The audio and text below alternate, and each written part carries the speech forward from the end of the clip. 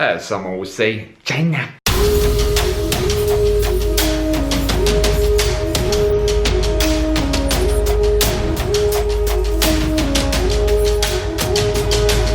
Hey, what's happening everyone? Welcome back to a brand new episode, and this one's a little bit different than the other travel vlogs that I've done because recently I've been to China, as someone would say. But either way, I've noticed that a lot of the travelers in China were not aware there is a free visa on arrival at many important cities in China, like Beijing, Shanghai, Chengdu, and so on.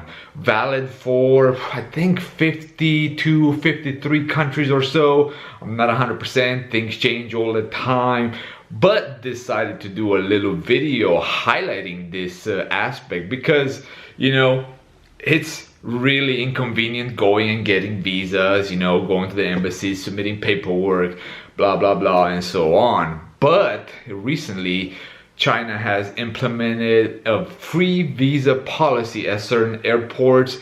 At other airports, from my understanding, is against cost.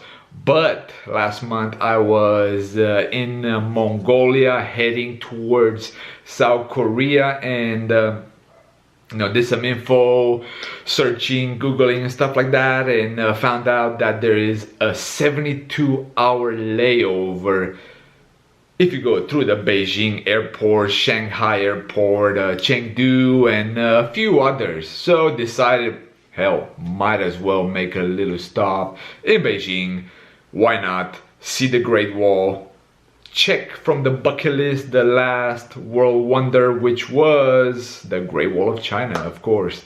But either way, just decided to do a little video. That way some of you may or may not benefit from this. But let me tell you kind of the requirements. Very easy and very straightforward. One, you needed a flight out of the same airport. So I flew Ulaanbaatar, Beijing, bought a flight out, and that was pretty much it. Second was the hotel confirmation, reservation, whatever you may decide. Airbnb, no, I don't think they have Airbnb in China yet. But yeah, you need a hotel confirmation for the trip, the length that your visit. And the interesting part is that the visa, although everywhere online that I've seen was 3 days for Beijing, once I got to the airport, it was actually for 144 hours. So it was double, it was for 6. That's not 6.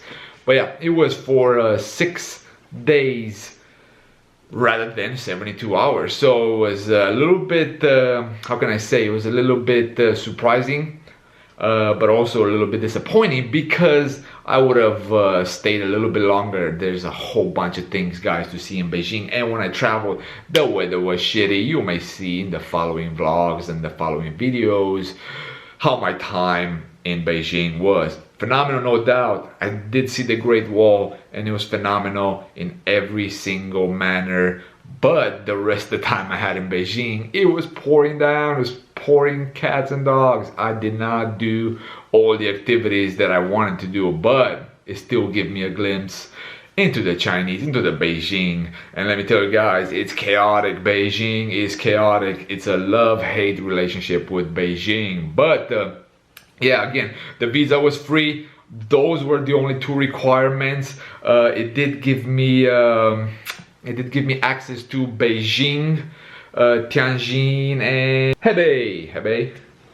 I had to write it down because I could not remember all 3 of them. Yeah, so you get access to those 3 regions. And Hebei is where quite a few, you know, quite a few of the access points to the Great Wall is, right? So you can get some pretty decent itineraries there if you want to have a 6-day layover in Beijing.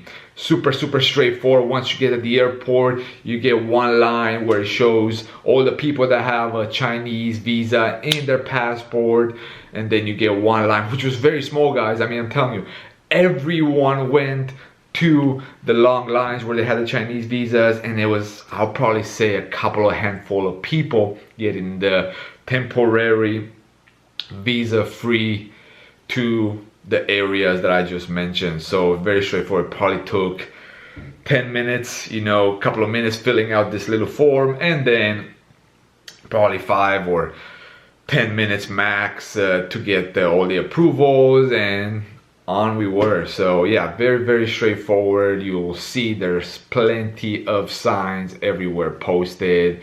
And again, the reason I'm not going to put a list of all the countries is because that changes, guys, and also the entry points change as well. Like just recently I mentioned Chengdu, that was just recently added. So the list may change. Definitely do your research where you're from, if this is valid or not for you. But I can say that most European Union countries are eligible. There are a few countries in Asia as well, and the United States, Canada, and quite a few in South America as well.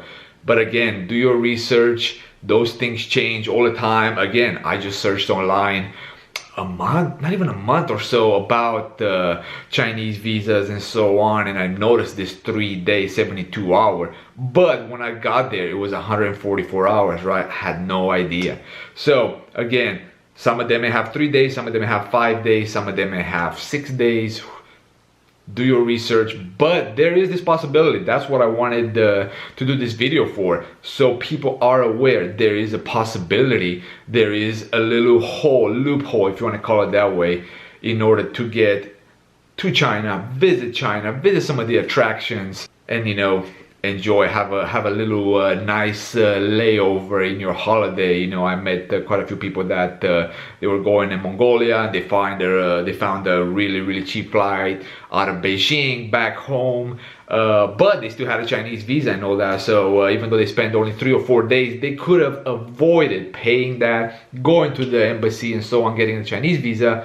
Rather, they could have got this visa on arrival. But again, you know, information, and you know, things change all the time, so you always gotta stay informed in order to make life easier. But guys, that was pretty much it from this little FYI video. If you did like it, you know, definitely give it a like, and of course subscribe, tell your friends about it, tell your family, tell your grandpa, tell your uncle, and so on.